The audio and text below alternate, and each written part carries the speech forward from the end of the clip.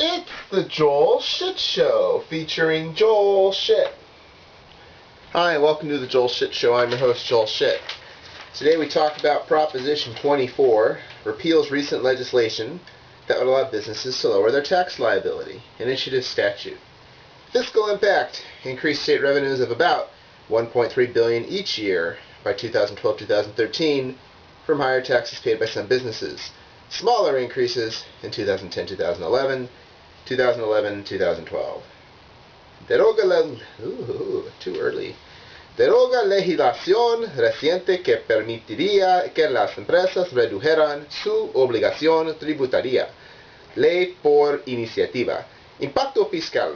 Mayores recaudaciones estatales de unos 1.300 millones anuales para 2012-2013 provenientes de impuestos más elevados que pagarían algunas empresas.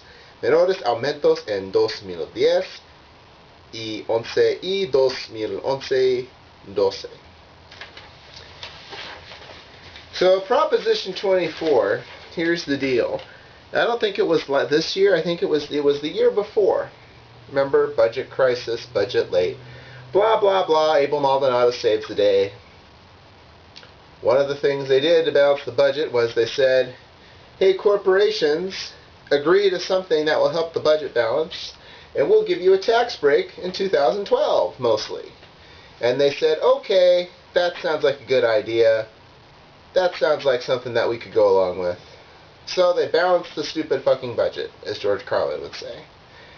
But, of course, a lot of people don't like that, because, oh, corporate tax breaks, rah, rah, rah. So Prop 24 says, fuck you, corporations, we were only kidding, we just wanted you to help us pass the budget. Now, normally, I'd totally be on board with that shit. But I don't know that that's something, I don't think that it's time to cut ties with that just yet. I really think integrity is important, even though we're talking about corporations that have none.